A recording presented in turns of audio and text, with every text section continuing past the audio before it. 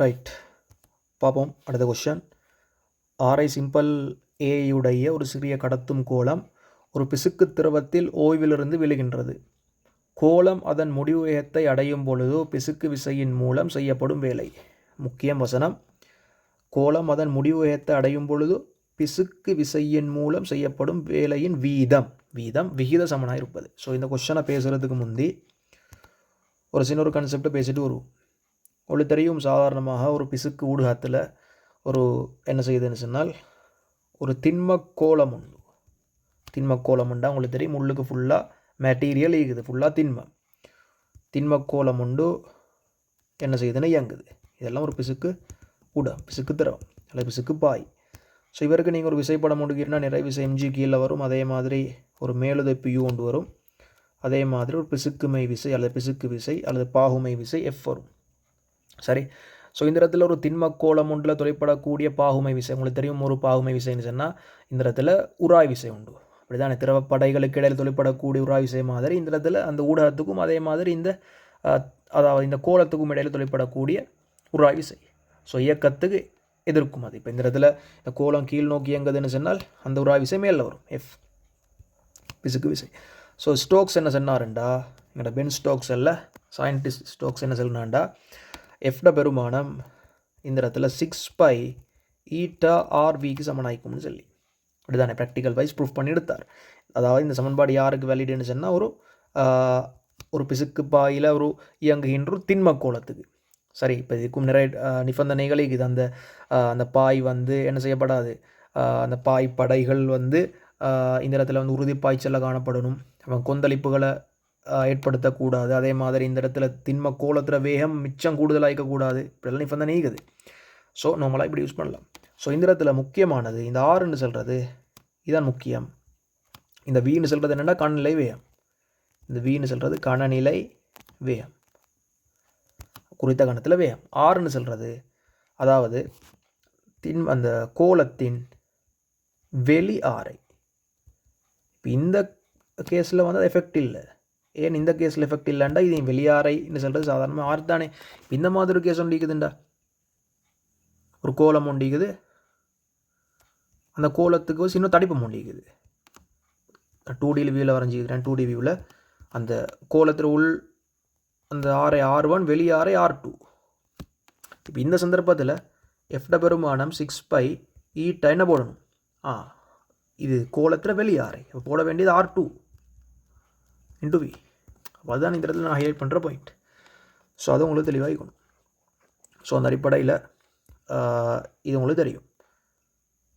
So இப்போ நாங்கள் கீழ் நோக்கி வீல பெய்து கொண்டு உங்களுக்கு தெரியும். ஆரம்பத்தில் இப்போ நான் இந்த வீன்னு சொல்கிறது கணநிலை வேகம் தானே. அப்போ இந்த இடத்துல இந்த கோலத்தை நாங்கள் ஓய்விலிருந்து விட்டான்னு சொன்னால் அந்த விட்டுற கணத்தில் அந்த கோலத்தில் தொலைப்படக்கூடிய உராய் விசை பூஜ்ஜியம் ஆகிக்கும், அல்லது அந்த பிசுக்குமை விசை பூஜ்ஜியம் வேண்டாம் விட்டுற கணத்தில். அந்த கணத்தில் அதுக்கு போகிற என்ன செய்யும், படிப்படியாக இந்த இடத்துல இப்போ அந்த ஓய்விலேருந்து விடுற கணத்தில் திண்மத்தை நாங்கள் ஓய்விலேருந்து விடுற கணத்தில் கீழ் நோக்கி எம்ஜிக்கும் மேலே யூ மட்டும் தான் நீக்கும். என் ஆரம்பத்தில் வேகம் பூஜ்ஜியமே. ஆகவே இந்த இடத்துல பிசுக்குமை விசை பூஜ்ஜியம். அப்போ இந்த இடத்துல நிறையின் காரணமாக கீழ் நோக்கி என்ன செய்யும், ஆறு முடுகும். ஸோ கீழ் நோக்கி ஆறு முடுகும். இந்த இடத்துல ஆறு முடுக்குள்ள ஒரு வேகம் ஒன்று வரும். வேகம் வந்தால் ஒரு எஃப் ஒன்று வரும். என்ன வேகம் ஒன்று வருது. ஸோ எஃப் வரக்குள்ள என்ன செய்யும், எதிர்ப்பு விசை ஒன்று தொலைப்படும். ஸோ எதிர்ப்பு விசை வர என்ன செய்யும், இதில் ஆறு முடுகளோட பருமன் குறைவடையும். விலை வழங்கப்பட்டது அமர் முடுகிறது இல்லை, ஆறு முடுகள் தான் நடந்து கொண்டு போகுது. அந்த ஆறு முடுகளோட பருமன் என்ன செய்யும், குறைவடைஞ்சு கொண்டு போகும். இப்போ நீங்கள் இந்த ஆறு முடுகளுக்கு ஒரு கிராஃப் ஒன்று கீர்னா எப்படி வரும், அந்த ஆறு முடுகளோட பருமன் குறைவடைஞ்சு கொண்டு போகும். இது மாதிரி குறைவடைஞ்ச ஒரு கட்டத்தில் பூஜ்ஜியமாகும். ஸோ இந்த ஆறு முடுகள் பூஜ்ஜியமாகிற கணத்தில் உங்களுக்கு என்ன செய்யலாம், இந்த திண்ம கோலத்தில் தொலைப்படக்கூடிய விலையுள் விசை பூஜ்ஜியமாகும். இந்த ஆறு முடுகள் பூஜ்ஜியம்டா எஃப் சமன் எம்ஏ படி விலையுள் விசை பூஜ்ஜியம். ஸோ அந்த விலையுள் விசை பூஜ்ஜியமாகிற டைமில் இந்த கோலத்தில் வேகத்துக்கு சொல்லுவாங்க முடிவு வேகம்னு சொல்லி. என்ன வேகம், விடி முடிவு வேகம். ஸோ முடிவு வேகம் இதான் நாங்கள் இந்த இடத்துல செல்லக்கூடியது. ஸோ முடிவு வேகம். ஸோ அந்த அடிப்படையில் உங்களுக்கு தெரியும் இந்த முடிவு வேகம்னு சொன்னது, அதாவது இந்த கோலத்தால் அடைய முடியுமான மேக்ஸிமம் வேகம். ஸோ அந்த மேக்ஸிமம் வேகம் எப்படி வரும், இந்த கோலத்தில் வேகம் படிப்படியாக அதிகரித்து கொண்டு போகும். ஸோ வேகம் அதிகரிக்கக்குள்ள இந்த இடத்துல உராய் விசை அல்லது பிசுக்குமை விசையிட பெருமானமும் அதிகரித்து கொண்டு போகும் இந்த ஸ்டோக்ஸ்ட சமன்பாடு படி. ஸோ ஒரு கட்டத்தில் இந்த எம்ஜிக்கு சமனான மேல் நோக்கி ஒரு விசைகள் வரும். ஸோ அந்த சந்தர்ப்பத்தில் விலையுள் விசை பூஜ்ஜியமாகும். ஸோ விலையுள் விசை பூஜ்ஜியமாகிற டைமில் ஆறுமுடுகள் பூஜ்ஜியமாகும். ஸோ அந்த அடிப்படையில் உங்களுக்கு தெரியும், நீங்கள் முடிவு வேகத்தை எய்திய நிலையில்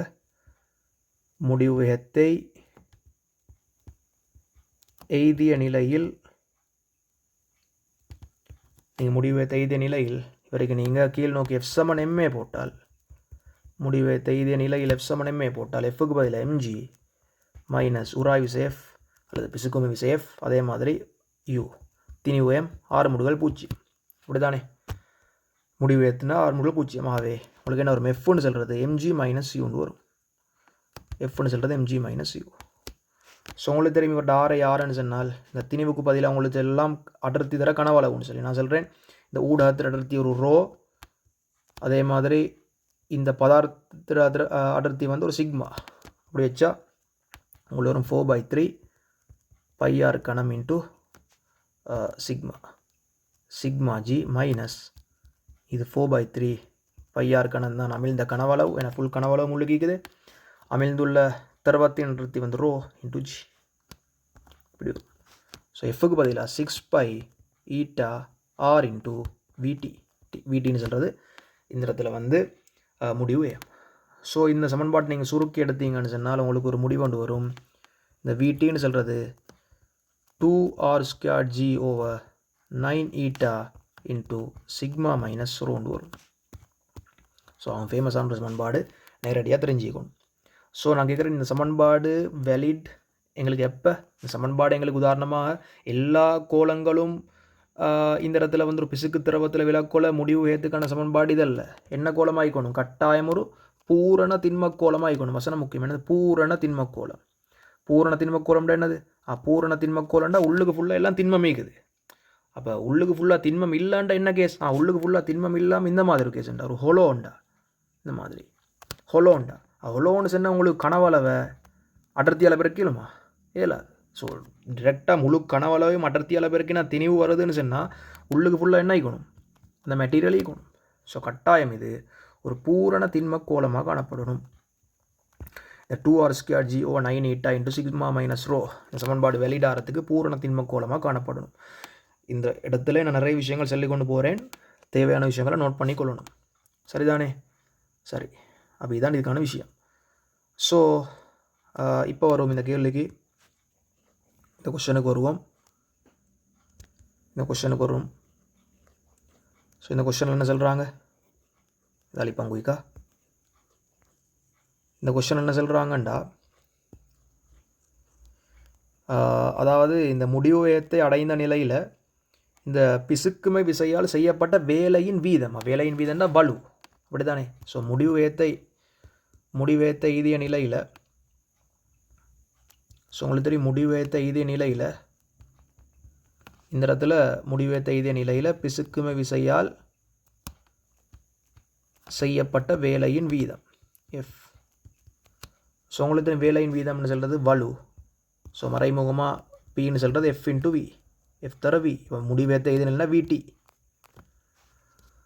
ஸோ உங்களுக்கு தெரியும் இந்த இடத்துல எஃப்க்கு பதிலாக 6π ஈட்டா ஆர்வின்னு போடலாம் இன்ட்டு விடி.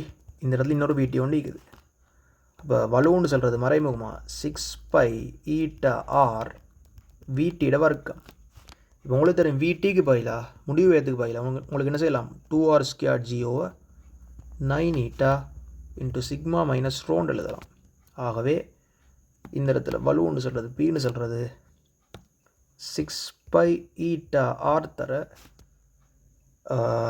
விடியோட வர்க்கம். ஸோ இவருக்கு ஒரு வர்க்கம் ஒன்று போட்டு எழுதணும் நீங்கள். ஸோ வர்க்கம் ஒன்று போட்டால் என்ன வரும்? இந்த நான் எல்லாம் எழுத இல்லைண்டா, ஒரு பெரிய ஒரு கோவை வரும். நீங்கள் வர்க்கம் ஒன்று போட்டால் என்ன வருமுண்டா, நேர்வித சம்பந்தம் கேட்டிக்குது. இப்போ இந்த இடத்துல இவரில் ஒரு ஆர் ஒண்டிக்குது. இப்போ விடியில் வந்து அதாவது இந்த இடத்துல வந்து முடிவு வேகத்தில் ஆர் வர்க்கம் ஒண்டிக்குது. ஸோ முடிவு வேகத்துக்கு வர்க்கம் போட்டால் 6 4 அடுக்கு கொண்டு வரும். ஸோ இவரில் ஒரு 6 4 அடுக்கு கொண்டு வரும். இங்கே நம்ம ஒரு ஆர் ஒண்டிக்குது. அப்போ என்ன வரும்? பின்னு சொல்கிறது நேர்வித சமன் 6 5 அடுக்கு. ஸோ இந்த இடத்துல சொல்கிற 6ஐ வந்து ஏன்னு சொல்லி, ஸோ 7 5 அடுக்குக்கு நேர்வித சமன். ஸோ 7 5 அடுக்குக்கு நேர்வித சமன். ஸோ 9ஆம் வலுவுக்கு நேர்வித சமன் எத்தனை தான் சார்? உங்களுக்கு ஃபஸ்ட் ஆன்சருக்கு போகலாம். இந்த இடத்துல ஃபஸ்ட் ஆன்சருக்கு போகலாம். சரிதானே? அடுத்த கொஸ்டின், உருவில் காட்டப்பட்டுள்ள மாறா அமுக்க தொட்டியில் பொருத்தப்பட்டுள்ள L,2L நீளமுடைய இரு கிடைக்குழாய்களின் அகக்குறுக்கீட்டு ஆரைகள் முறையே R,R/2 ஆகும்.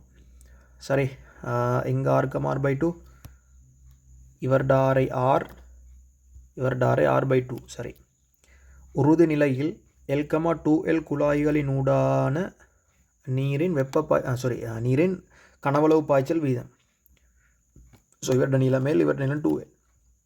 ஸோ இதுவும் ஒரு சிம்பிளான ஒரு கேள்வி நினச்சிறேன். அதாவது உங்களுக்கு தெரியும், இதுக்கு சொல்லுவாங்க இந்த இடத்துல மாற அமுக்க தொட்டி. அதாவது மாற அமுக்க தொட்டின்னு சொன்னால் இந்த ஹைட், இந்த H2 பெருமானம் மாறாது. அந்த மாறா ஹைட்டில் வச்சு கொண்டிருக்கும். மாறா ஹைட்டில் வச்சு கொண்டிருக்குதுன்னு சொன்னால் அந்த அமுக்கம் மாறாது. அந்த குறித்த பாயிண்டில் காணப்படக்கூடிய நீர்நிலையில் அமுக்கம் மாறாது. அப்படி தானே? ஸோ நான் சொல்கிறேன், இந்த இடத்துல இவர் இந்த பாயிண்ட்டை நான் வச்சோம் உதாரணமாக ஒரு என்ன மாதிரி ஒரு ஏன்னு எடுப்போம், இந்த பாயிண்ட் எடுப்போம் ஒரு பின்னு சொல்லி. ஸோ இது வந்து வலிக்கு திறந்திக்குதா வளிமண்டல முக்கம் வெப்பம் ஒரு P0. இந்த இடத்துல வளிமண்டல முக்கம் P0. ஸோ உங்களுக்கு தெரியும் இந்த இடத்துல இந்த ஏல காணப்படக்கூடிய அமுக்கம் PAன்னு சொல்கிறது. இப்போ மேலேயும் வலிக்கு தானே திறந்திக்குது, அங்கேயும் வளிமண்டல முக்கம் P0. ஸோ PAன்னு சொல்கிறது P0 + H ρg. ஸோ ஹைட்டுக்கு பதிலாக H1 ஆழம் தானே. ஸோ ஆழம் H1, சாரி ஆழம் வந்து H1 ρg. அதே மாதிரி PBன்னு சொல்கிறது P0 ப்ளஸ் PBன்னு சொல்கிறது இந்த லென்த் வரும். அப்படி தானே? PBன்னு சொல்கிறது இந்த லென்த். சாரி, இந்த இடத்துல இவர்ட அமுக்கம் பார்க்கல நாங்கள் இந்த ஆழத்தை போடணும். அப்படி தானே? அந்த ஆழம் என்ன வரும்? ஸோ இந்த ஃபுல் லென்த், அதாவது இவங்க சொல்கிறாங்க இந்த ஃபுல் ஆழம் வந்து H2ன்னு சொல்லி, இங்கே H1ன்னு சொல்லி. அப்போ இந்த லென்த் வரும் H2 - H1. So H2 - H1 ρg.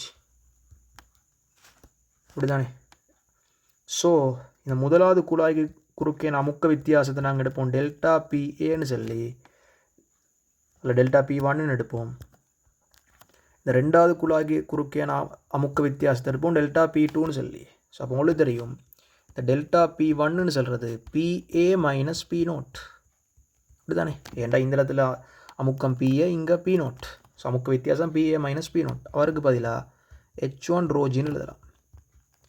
அதே மாதிரி இந்த ரெண்டாவது குழாய்க்கு குறுக்கே அமுக்க வித்தியாசம் PB - P0. So PB - P0 அவருக்கு ஒரு மோலுக்கு எழுதிக்கிறோம் H2 - H1 ρg. இது ரெண்டாவது. சரி, அப்போ ஏன் அமுக்க வித்தியாசம் எடுத்தேன்னு சொன்னால் போய் செல்கிற சமன்பாடு யூஸ் பண்ணுறதுக்கு. ஸோ இவங்க சொல்கிறாங்க பாருங்க வசனம், குழாய்களினூட நீரின் பாய்ச்சல் வீதம் சமன். அப்போ இந்த இடத்துல Q டாட் ரெண்டு இடத்துக்கும் சமன். ஸோ அப்போ இந்த இடத்துல முறை Q டாட், இங்கே முறை Q டாட், இங்கே முறை Q டாட். அப்போ உங்களுக்கு தெரியும் இந்த இடத்துல நாங்கள் Q டாட்டுக்கு சமன்பாடு எழுதினா பாய்ச்சல் வீதம் Q டாட்டுன்னு சொல்கிறது π ΔP R4 8 η L தானே. ஸோ இந்த இடத்துல எங்கே சொல்கிறாங்க, அதாவது Q டாட் என்ன முதலாவது Q1 டாட்டும் Q2 டாட்டும் சமன். அப்போ இந்த இடத்துல இந்த பைன்னு சொல்கிறது நம்பர் உண்டு, 8 ஒரு நம்பர், ஈட்டான்னு சொல்கிறது 2 முறை திரவம். ஸோ அப்போ இந்த இடத்துல உங்களுக்கு வரும் Q டாட்டுன்னு சொல்கிறது ΔP R4 Lக்கு நேர்வித சமன்ட்டு ஒரு தொடர்பு எடுக்கலாம். அப்போ இந்த இடத்துல Q1 டாட்டும் Q2 டாட்டும் சமன்ட்டு சொல்கிறதுனால ΔP1க்கு பதிலாக உங்களுக்கு எழுதலாம் H1 ρgன்னு சொல்லி. ஒரு டாரை சொல்கிறாங்க முதலாவது டாருன்னு சொல்லி. அப்போ ஆறு 4ஆம் அடுக்கு கீழ் முதலாவது நீளம் வந்து L, சிம்பிள் L. Q2 டாட்டுக்கு ஒரு ΔP2 எழுதலாம் H2 - H1 H1 ρg. இவரோட ஆரை வந்து R/2 ரெண்டாவது. இப்படி தானே? ஸோ R/2ன்னு சொன்னால் R/2 4ஆம் அடுக்கு. ஸோ R/2 4ஆம் அடுக்குன்னு சொன்னால் 2 4 4 8 8 16. அப்போ வரும் இங்கே R/4 4ஆம் அடுக்கு கீழ் 16ன்னு சொல்லி. கீழே நீளம் 2L, நீளம் 2L. அப்படி தானே? அப்போ இந்த இடத்துல என்ன செய்யலாம், 6 4ஆம் அடுக்கு வெட்டலாம், 6 4ஆம் அடுக்கு வெட்டலாம், ஒரு ρg வெட்டலாம், ρg வெட்டலாம்.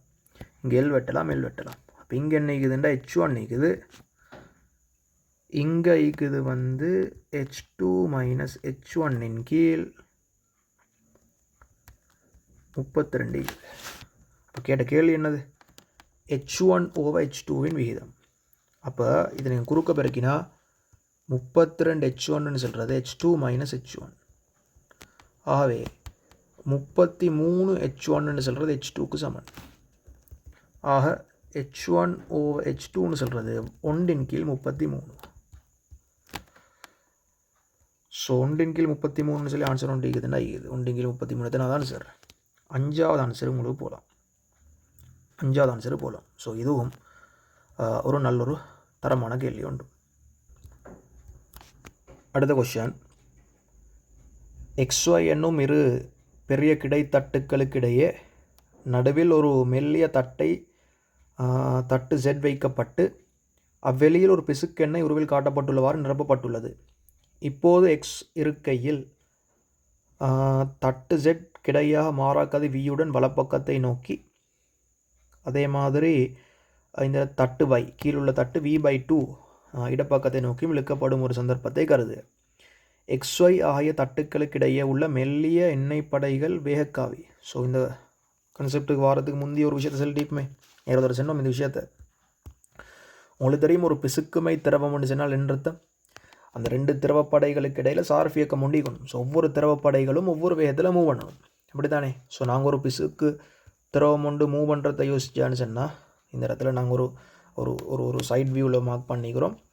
உங்களுக்கு தெரியும், இந்த இடத்துல நாங்கள் என்ன செய்கிறோம்டா, ஒரு மேலில் ஒரு கிடையாது ஒரு தட்டோண்டை வச்சு நாங்கள் மூவ் பண்ணுறோம்.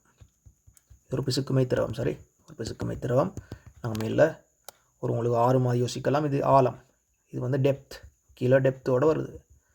ஸோ இந்த இடத்துல நாங்கள் ஒரு சின்ன ஒரு மேலே ஒரு பலத்தூண் ஒன்று வச்சு அல்லது ஒரு சின்ன தட்டொன்று வச்சு மூவ் பண்ணுறோம் ஒரு வேகத்தில். ஸோ இந்த தட்டில் தொடுகையில் காணப்படக்கூடிய இந்த தட்டோட அதில் அடிப்பரப்போட தொடுகையில் காணப்படக்கூடிய திரவப்படையிட வேகம் என்ன ஆகும்? அப்படி தானே, இந்த தட்டிட கீழ் துண்டும் இந்த தட்டு வேகத்தில் மூவ் பண்ணுதுன்னா தட்டிட எல்லா பாதையும் வேகத்தில் மூவ் பண்ணுது. தட்டிட கீழ் துண்டோட தொடுகையில் காணப்படக்கூடிய திரவப்படையிட வேகம் என்ன ஆகும்? அதுவும் V ஆகும், அப்படி தானே? அப்போ இந்த ஜூம் பண்ணி வரைஞ்சா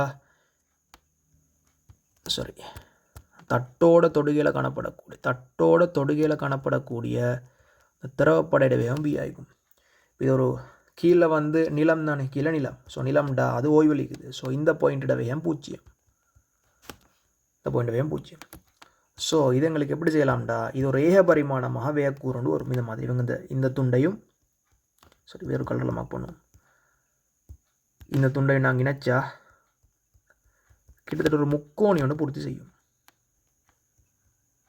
முக்கோணி ஒன்று. ஸோ இந்த இடத்துல கீழே வர வேகக்கூறுட பருமன் குறைஞ்சி கொண்டு போகும், குறைஞ்சி கொண்டு போயிட்டு சரி இந்த இடத்துல வேகம் 0 ஆகும். ஸோ இது V உதாரணம், இது ஒரு V1, இது ஒரு V2, இது ஒரு V3, இது V4, இந்த இடத்துல V5 சமன் 0. ஸோ இந்த டெப்த் நாங்கள் ஒரு டீன் எடுப்போம், இந்த வந்து டீன் எடுப்போம். டெப்த் ஆகும் மேல் துண்டுக்கும் ஆகும் கீழ் மட்டத்துக்கும் இடையிலான அந்த தூரம் டீன் எடுப்போம். ஸோ இதில் வந்து உங்களுக்கு தெரியும், அந்த திரவ மட்டங்களை வரைஞ்சான்னு சொன்னால் நாங்கள் இப்போ உதாரணமாக இந்த திரவப்படை இப்படி இதாகும், மேலே டாப் திரவப்படை இப்படி, அதுக்கு கீழுள்ள திரவப்படைக்கு நான் ஒரு கெப்பை நோட்டு வரைகிறேனே, ஒரு கெப்பை நோட்டு வரைகிறேன். இப்படி வரைஞ்சா மேலே ரெண்டும் சேர்ந்து அணைக்கும் விளங்குறதுக்காக வேண்டி. இந்த மேல் துண்டு V வேகத்தில் மூவ் பண்ணதுண்டா அவரை எதிர்க்கிற வண்ணம் இந்த இடத்துல ஒரு உராய் விசை வரும் F. ஸோ நியூட்டன 3ஆம் விதிப்படி இந்த இடத்துல ஒரு சோடி விசை வரும் F, இப்படி தானே F வரும். உதாரணமாக F1 எடுப்போம், இது F1. அதே மாதிரி அதுக்கு கீழே உள்ள திரவப்படைக்கு தானே, அது கீழே உள்ள திரவப்படை பிடிக்குது. ஸோ இவர்கிட்ட சோடி விசை இங்கே வரும் F1, இந்த இடத்துல மேல் துண்டு தானே. இப்போ நான் இந்த F1 மார்க் பண்ணிக்கிறேன், இந்த திரவப்படை ஆகும் மேல் துண்டில். அதே மாதிரி நான் சொல்லுவோம், இது முதலாவது படை, இது 2வது படை, இது 3வது படை. இப்போ முதலாவது படைக்கும் 2வது படைக்கும் இடையில் தொழிற்படக்கூடிய திரவ உராய் விசை அல்லது பிசுக்கு விசைன்னு சொல்கிறது F1. அதே மாதிரி 2வது படைக்கும் 3வது படைக்கும் இடையில் தொழிற்படக்கூடிய திரவ உராய் விசைன்னு சொல்கிறது எனக்கு உதாரணமாக ஒரு F2. ஸோ அந்த சோடி விசை இங்கே வரும் F2ன்னு சொல்லி, F2 இப்படி வரும், F2 இப்படி வரும். ஸோ இதான் இப்படி நீங்கள் அப்படியே உங்களுக்கு விசைப்படம் அப்படியே உங்களுக்கு கீறி கொண்டு போகலாம். உங்களுக்கு அப்படியே விசைப்படம் கீறி கொண்டு போகலாம். ஸோ நாங்கள் சொல்லுவோம் முதலாவது படையிட வேகம் ஒரு V, ரெண்டாவது படையிட வேகம் ஒரு V1, மூணாவது படையிட வேகம் ஒரு V2, இப்படி நாங்கள் மார்க் பண்ணி கொண்டு போகிறோம். இந்த மார்க் பண்ணிக்கிறோம். ஸோ இப்படி மார்க் பண்ணி கொண்டு போகிறோம். ஸோ இதுதான் இதுக்கான விஷயம். சாரி, நான் இந்த இடத்துல சின்ன பிள்ளைன்னு விட்டேன். அதாவது இந்த F2 மார்க் பண்ணிக்கும் இப்படி ஏண்டா இந்த ரெண்டாவது திரவப்படை இந்த இடத்துல இந்த ரெண்டாவது திரவப்படை வந்து இப்போ நான் இதை கொஞ்சம் தெளிவாக வரைஞ்சா இந்த சின்ன இடத்துல கொஞ்சம் அந்த திரவப்படைகளை தெளிவாக பேசினான்னு சொன்னால் அந்த முதலாவது திரவப்படைக்கு இது இப்படி தானே தெளிவாக பேசுவோம். இந்த ரெண்டாவது திரவப்படைக்கு இது இப்படி நாங்கள் எப்போட்டு வரைகிறேன் உங்களுக்கு விளங்குறதுக்காக வேண்டி. மூணாவது திரவப்படைக்கு இது இப்படி நிறைய திரவப்படைக்கு இது. அப்போ முதலாவது திரவப்படையத்தான் நாங்கள் V வேகத்தில் இழுக்கிறோம். முதலாவது திரவப்படையிட வேகம் V, இப்போ ரெண்டாவது திரவப்படையும் V1, இது V2. நாங்கள் அப்படி தானே மார்க் பண்ணிக்கிறோம். இந்த இடத்துல அப்படி தான் மார்க் பண்ணிக்கிறோம். ஸோ இந்த முதலாவது திரவப்படை வலம் நோக்கி இயங்குதுன்னு சொன்னால் இந்த இடத்துல ஒரு திரவ உராய் விசை ஒன்று வரும், அதாவது பிசுக்குமை விசை ஒன்று வரும், F1 சொல்லி அப்படி தானே F1. ஸோ நியூட்டனை 3ஆம் விதிப்படி அவரோட சோடி விசை வரும் இந்த இடத்துல, மேலில் வரும் F1, மேலில் வரும் F1. அதே மாதிரி இந்த ரெண்டாவது திரவப்படை இந்த மூணாவது திரவப்படையும் வலம் நோக்கி தானே மூவ் பண்ணுது. ஸோ அவரை செலுத்துகிற விசை வரும் இந்த இடத்துல F2 வரும். ஸோ அவரோட சோடி விசை வரும் இந்த இடத்துல F2. ஸோ நான் ஃபஸ்ட்டுக்கு அதை மாற்றி மார்க் பண்ணினா தான் இந்த இடத்துல கிளியர் பண்ணுறேன். ஸோ இந்த மாதிரி உங்களுக்கு ஒவ்வொன்றிலையும் அந்த விசைப்படம் கீறி கொண்டு போகலாம். ஸோ இப்படி வரும். அவங்க கடைசி திரவப்படை இப்படி வரும், நிறைய மார்க் பண்ணி அவங்க கடைசி. ஸோ அவங்க கடைசியில் வேகம் 0, கடைசி வேகம் 0. ஸோ அவங்க கடைசியில் வேகம் 0 சொன்னால் இந்த இடத்துல என்ன வராது, இந்த இடத்துல என்ன வராதுன்னு சொன்னால் ஒரு திரவ உராவிசன் வராது. F 0 மூவ் பண்ண இல்லை, மூவ் பண்ண. ஸோ இதுதான் இதுக்கான நார்மலான கான்செப்ட். ஸோ அந்த அடிப்படையில் நாங்கள் இந்த முதலாவது திரவப்படையையும் லாஸ்ட் திரவப்படையும் வச்சு ஒரு முடிவொன்று எடுக்கிறோம். நாங்கள் இதுக்கு சொல்கிறோம் வந்து நியூட்டன்ட சமன்பாடுன்னு சொல்லி, நியூட்டன்ட பிசுக்குமை சமன்பாடு. ஸோ நியூட்டன்ட இந்த இடத்துல பிசுக்குமை சமன்பாட்டை வச்சு ஒரு முடிவுன்னு எடுக்கிறோம். நாங்கள் யார் யார் கன்சிடர் பண்ணுறோம்டா இந்த இடத்துல, அதாவது இந்த முதலாவது லாஸ்ட் திரவப்படைகளை வச்சு நியூட்டன் என்ன சொன்னாருண்டா உங்களுக்கு தெரியும். இந்த இடத்துல நாங்கள் சொல்கிறோம் இந்த தட்டோட தொடுகையில் காணப்படக்கூடிய இந்த மேற்பரப்பில் ஒரு ஏன்னு எடுப்போம். நியூட்டன் என்ன சொன்னாருண்டா F = ஈட்டா A டெல்டா V/Dன்னு சொன்னார். F = eta delta V/D. ஈட்டான்னு சொல்கிறது இந்த இடத்துல பிசுக்குமை குணகம், ஏன்னு சொல்கிறது என்னன்னு சொன்னால் அந்த தட்டு அல்லது இந்த மேலில் அந்த மூவ் பண்ணக்கூடிய அந்த பொருள் இருக்குது. இப்போ நீங்கள் மேலில் இந்த இடத்துல இந்த ப்ளூவால் மார்க் பண்ணிக்கூட இந்த தட்டுக்குது. ஸோ தட்டோட அந்த திரவம் தொடுகையில் காணப்படக்கூடிய அந்த பழுத மேற்பரப்பளவு. ஸோ அது இந்த இடத்துல A. டெல்டா Vன்னு சொல்கிறது அந்த முதலாவது திரவப்படைக்கும் அந்த இறுதி திரவப்படைக்கும் இடையிலான சார்பு வேகம் அல்லது வேக மாற்றம். இந்த Dன்னு சொல்கிறது அவங்களுக்கு இடைப்பட்ட தூரம். அப்படி தானே? ஸோ இந்த இடத்துல நாங்கள் மார்க் பண்ணிக்கிறோம், இந்த D மார்க் பண்ணிக்கிறோம். ஸோ இதுதான் இதுக்கான அடிப்படையான கான்செப்ட். ஸோ இப்போ இந்த கொஸ்டனுக்கு வந்து சமன்பாடை யூஸ் பண்ண தேவையில்லை. சாதாரணமாக வேகக்காவிகளை தான் வரைய சொல்லிக்குது. ஸோ அந்த அடிப்படையில் நீங்கள் வேகக்காவிகளை வரைஞ்சிங்கன்னு சொன்னால், அந்த அடிப்படையில் நீங்கள் சாதாரணமாக வேகக்காவிகளை வரைஞ்சால் இந்த கொஸ்டினை போவோம். ஈக்குவேஷன் யூஸ் பண்ணுறது கொஸ்டினோட கீழே போட்டிக்கிறேன்னு நினச்சிட்டேன்னு பார்ப்போம். அதை இந்த வேகக்காவிகளை பார்த்தீங்கன்னு சொன்னால் உங்களுக்கு இந்த இடத்துல வரையலாம்னு சொல்லி நினச்சிட்டேன். அதாவது உங்களுக்கு தெரியும் இந்த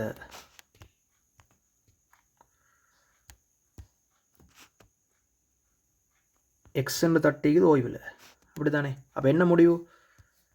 திரவம் எந்த மேற்பரப்புடன் தொடுகையில் காணப்படுதோ அந்த திரவப்படை அந்த மேற்பரப்போட வேகத்தை எடுக்கும், அப்படி தானே? ஸோ இந்த எக்ஸ்ன்ற தட்டிக்குது ஆகுமே இல்லை.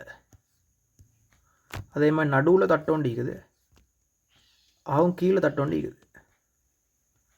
ஸோ இது ஆகும் மேலுள்ள இந்த எக்ஸ்ன்ற தட்டிட வேகம் 0. ஸோ அவரோட தொடுகையில் காணப்படக்கூடிய திரவப்படையிட வேகம் 0 ஆகிக்கணும்.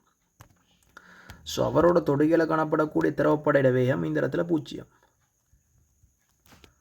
அதே மாதிரி இந்த ஜெட்டுன்ற தட்டு வலம் நோக்கி வி என்ற வேகத்தில் இயங்குது. ஸோ அவரோட தொடுகளை காணப்படக்கூடிய இந்த மேல் திரவப்படையிட வேகம் வி ஆகிக்கணும், அதுமாதிரி கீழ் திரவப்படையிட வேகம் வி ஆகிக்கணும். இப்படி தானே என்ன சொன்னால் குறித்த தட்டோட தொடுகளை குறித்த மேற்பரப்போட தொடுகளை காணப்படக்கூடிய திரவப்படையிட வேகம் அந்த மேற்பரப்போட வேகத்தை எடுக்கும்.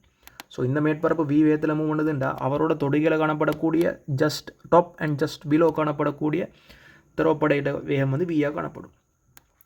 அதே மாதிரி இந்த கீழே y என்ற தட்டு v/2 என்ற வேகத்தில் என்ன செய்கிறார், v/2 என்ற வேகத்தில் இந்த டிரெக்ஷனில் மூவ் பண்ணுறார். ஸோ அப்போ இந்த இடத்துல வரும் v/2 இவரோட தொடையில் காணப்படக்கூடிய திரவப்படையிட வேகம் v/2 வரும். ஸோ இப்போ நீங்கள் ஒரு முக்கோணி பூர்த்தி செஞ்சால் சரி, அவ்வளோ விஷயம்.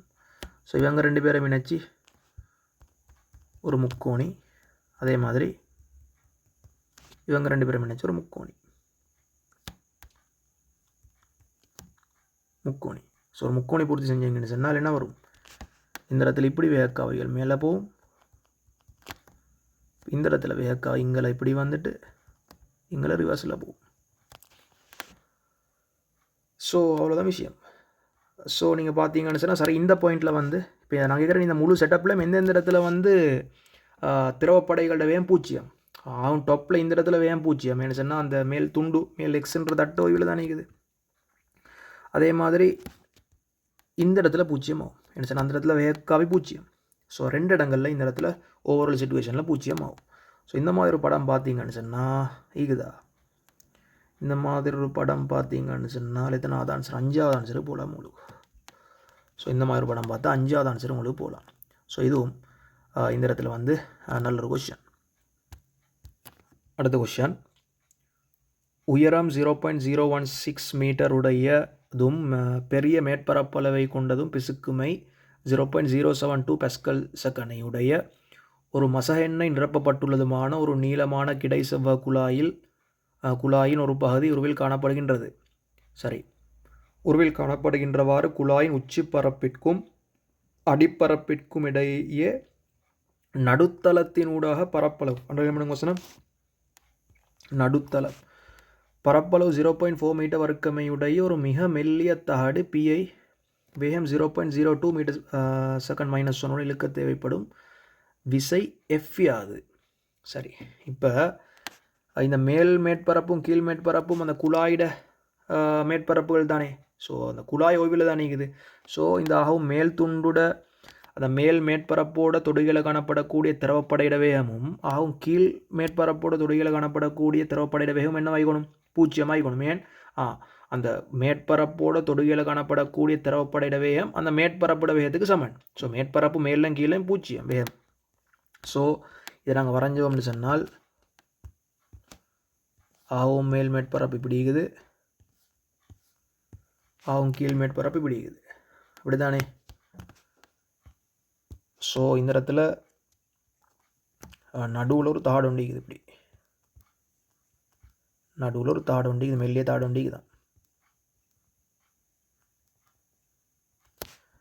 ஸோ அந்த அடிப்படையில் நாங்கள் வந்து இவரை நாங்கள் ஒரு விஷயம் ஒன்று கொடுக்குறோம், கேபிட்டல் எஃப்னு சொல்லி விஷயம் ஒன்றால் இழுக்கிறோம். ஸோ இவருக்கு நீங்கள் பார்த்தீங்கன்னு சொன்னால் ஒரு குறித்த கணத்தில் இவர் வந்து என்ன செய்கிறார், மிக மெல்லிய தடு பி வேகம் 0.02. ஸோ இந்த தட்டிட வேகம் 0.02 மீட்டர் செகண்ட் -1. ஸோ தட்டிட வேகம் 0.02 மீட்டர் செகண்ட் -1 அந்த தட்டோட தொடுகையில் காணப்படக்கூடிய வசனம் முக்கியம், ஒரு இந்த இதெல்லாம் சொல்கிற மாதிரி தான். இந்த திரவப்படையில மேல் துண்ட வேகமும் 0.02 மீட்டர் செகண்ட் -1 ஆகணும்.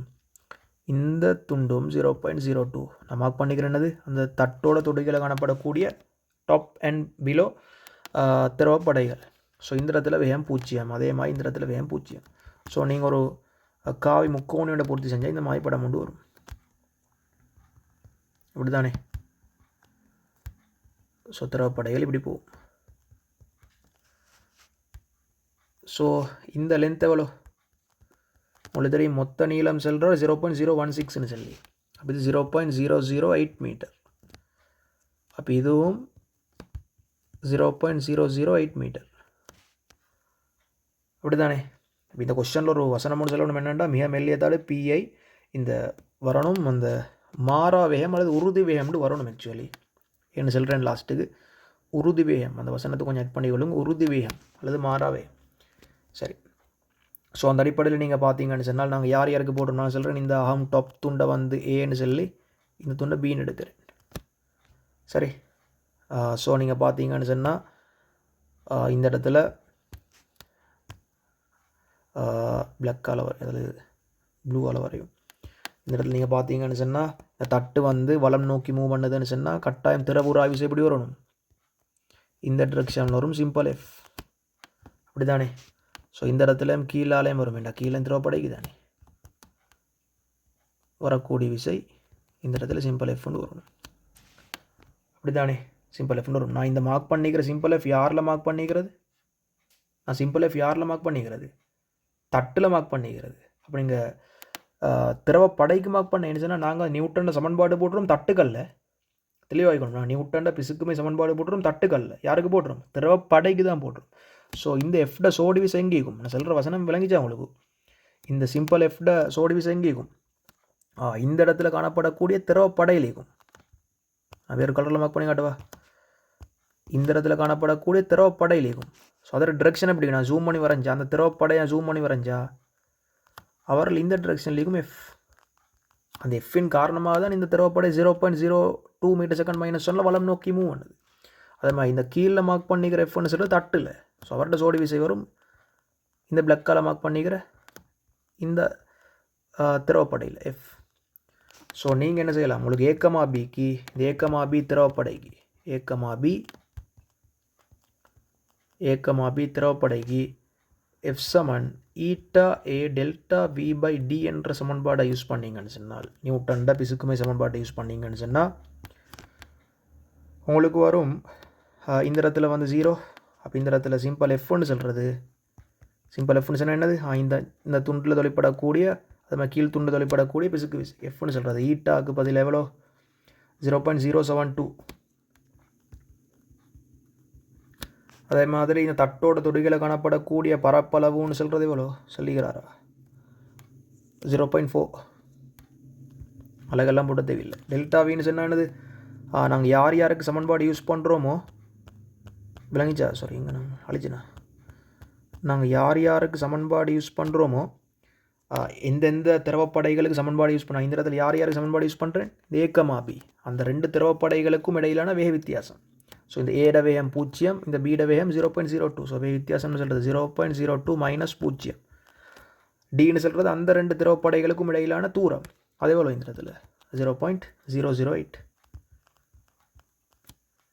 ஸோ சுருக்கினா எஃப் வரும் உங்களுக்கு.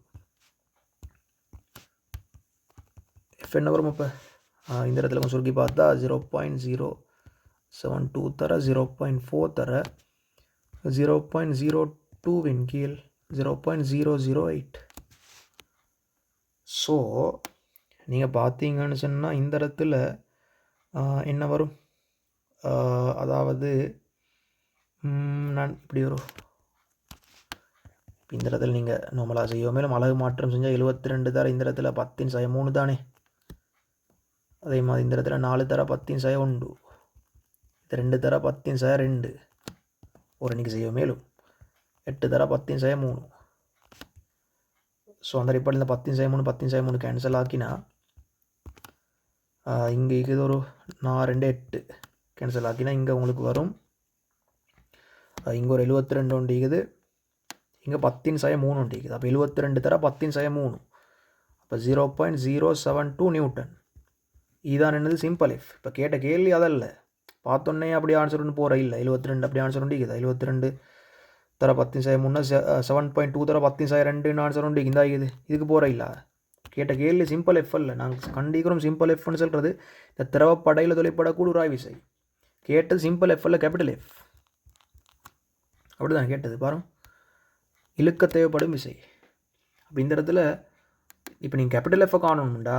இப்போ நான் தட்டுக்கு நாங்கள் விசைப்படம் ஒன்று கீறினா, நான் தட்டு இப்போ தட்டுக்கு நாங்கள் விசைப்படம் ஒன்று கீறினா இங்கே இருக்குது கேபிட்டல் எஃப் இருக்குது, இந்த இடத்துல சிம்பிள் எஃப், கீழ் ஈக்கிறதும் சிம்பிள் எஃப். நான் கீழ் ஈக்கிறத காண இல்லை தானே. நீங்கள் கீழ் ஈக்கிறதுக்கும், அதாவது உதாரணமாக இது ஏபி, இந்த துண்டு ஒரு சி, இது ஒரு டீன்னு போட்டு நீங்கள் இந்த சிம்பிள் எஃப்பை காண்றதுன்னு சொன்னால் மறுபடியும் என்ன செய்யணும், சீக்கமா டிக்கு எஃப் சமன் eta A delta we by d போட்டு காணும். அதுக்கும் அதே கான்செப்ட் தான் வரும். என்ன சொன்னால் தூரங்கள் வேக மாற்றம் எல்லாம் சமம் தானே. ஸோ அதை விட்டு தான் வரும் உங்களுக்கு. ஸோ நீங்கள் இதான் விசைப்படம். ஸோ இந்த தட்டுக்கு நீங்கள் என்ன செய்யலாம், வலம் நோக்கி எஃப் சமன் எம்ஏ என்ற சமன்பாடு போட்டால் என்ன வரும், எஃப் மைனஸ் 2f சமன் தட்டு தெரியும் இந்த ஆறுமுடுகள் பூஜ்ஜியம். அதுக்கு தான் ஆறுமுடுகள் பூஜ்ஜியம்னு சொல்கிறதுக்கு தான் நான் இதில் உறுதி வேகம்னு சொன்னேன். அது மாறா வேகம். மாறா வேகம் இல்லாட்டி உங்களுக்கு அப்படி யூஸ் பண்ண இல்லாது. அதனால் இந்த கேபிட்டல் எஃப்ட பெருமானம் உராய் விசைடு 2 மடங்காக வரும், பிசுக்குமை விசைடு. ஆவே 0.072 தர 2, அதாவது 0.144 நியூட்டன். 0.144 நியூட்டன் சொல்லி ஆன்சர் ஒன்றிக்குதா, இதான் இது 5வது ஆன்சர். 0.14 தான், இது 10 ஒன்றாங்களை வந்தால் 0.144 நியூட்டன்ஸ். உங்களுக்கு 5வது ஆன்சருக்கு உங்களுக்கு போகலாம். அடுத்த கொஸ்டின், முறையே T1 T2 T3 எனும் இதுவும் வந்து சர்ஃபேஸ் டென்ஷனோட சம்மந்தப்பட்ட கேள்வி உண்டு. பரப்பிழுவுகளுடைய 3 கோள திரவப்படலங்கள் ஒத்த ஆரைகள் R1 சமன் சிம்பிள் ஆர், R2 வந்து 2R, R3 வந்து 3R இருக்கத்தக்கதாக உருவில் காணப்படுகின்றவாறு 40 உள்ள சமநிலையில் உள்ளதா. சரி, அப்பொழுது என்ன கேள்வி. ஸோ இந்த ஒரு சிம்பிளான ஒரு கேள்வி நினைச்சிட்டேன். அதாவது உங்களுக்கு தெரியும், இப்போ வெளியே காணப்படக்கூடியது எல்லாமே வளிமண்டல முக்கம் தானே, பை வெளியே எல்லாமே வளிமண்டல முக்கம். ஸோ இதெல்லாமே தொடுகையில் ஈக்குதுன்னு சொன்னால் எல்லா இடத்துலையும் அமுக்கம் சமன். உங்களுக்கு தெரியும், தொடுகையில் காணப்படக்கூடிய பாயின்னு சொன்னால் எல்லா இடத்துலையும் அமுக்கம் சமன். ஸோ அந்த அடிப்படையில் வந்து இது எல்லாமே இந்த இடத்துல பாய் எல்லாம் தொடுகையில் தான் நீக்குது. இப்போ எல்லாதான் தொடுகையில் இருக்குது. ஸோ அந்த அடிப்படையில் நாங்கள் செல்வோம், இந்த எல்லாமே ஒரே ப்ரெஷருண்டா இங்கேயும் பி இங்கேயும் பி இங்கேயும் பி சொன்னால் எல்லா பாயும் எல்லா வளி மூலக்கூறுகளும் தொடுகையில் காணப்படுது. ஸோ இந்த வழி தொடுகையில் காணப்படுதுன்னா தொடுகையில் காணப்படக்கூடிய எல்லா இடத்துலையும் முறையாக முக்கம். ஸோ நாங்கள் செல்வோம், இது முதலாவது, இது 2வது குமிழி, இது 3வது குமிழி. இவர் சொல்கிற முதலாவது பரப்பிழுவை T1னா, 2வது T2, 3வது வந்து T3. ஸோ நீங்கள் மிகையா முக்கத்துக்கு தொடர்பு எழுதினா ஆன்சரு போகலாம்னு சொல்லி நினச்சிட்டேன். ஸோ நீங்கள் முதலாவது குமிழிக்கு மிகையா முக்கம்னு சொல்லுது. இந்த இடத்துல உங்களுக்கு என்ன வரும், ஒரு திரவ குமிழி இல்லை தானே, இது ஒரு என்னது, ஒரு சோப் பபுள் மாதிரி. அப்போ டெல்டா பி சமன் 2T/R தர 2 மறைமுக 4T/R. உங்களுக்கு எழுதலாம், முதலாவதுக்கு P மைனஸ் பைன்னு சொல்கிறது 4T/R R1, இது முதலாவது. அதே மாதிரி 2வது நீங்கள் யூஸ் பண்ணீங்கன்னு சொன்னால் P மைனஸ் பைன்னு சொல்கிறது T1, இவர் T1, இது 4T/R2, இது 2வது. இதில் சொல்கிறார் என்னென்னா R1 சமன் சிம்பிள் ஆர்னு சொல்லி. அப்போ உங்களுக்கு சிம்பிள் ஆர்னு யூஸ் பண்ணலாம். R2க்கு பதிலாக 2R. அதே மாதிரி நீங்கள் 3வதுக்கு யூஸ் பண்ணால் அதே P, அதே வளிமண்டல முக்கம் பை, இது 4T3 இன் கீழ் அவர் ஆரே நான் இந்த இடத்துல 3R, இது 3வது. இந்த 3 சமன்பாடுமே சமன். ஏன்டா இங்கேயும் P மைனஸ் பை, இங்கேயும் P மைனஸ் பை, இங்கேயும் P மைனஸ் பை. இப்போ நீங்கள் 3மே சமப்படுத்தினா உங்களுக்கு என்ன வரும், 4T1/R சமன் 4T2/2R சமன் 4T3 இன் கீழ் 3R. ஸோ R கேன்சல், இந்த 4 கேன்சல் ஆகினா உங்களுக்கு T1 சமன் T2 இன் கீழ் 2 சமன் T3 இன் கீழ் 3.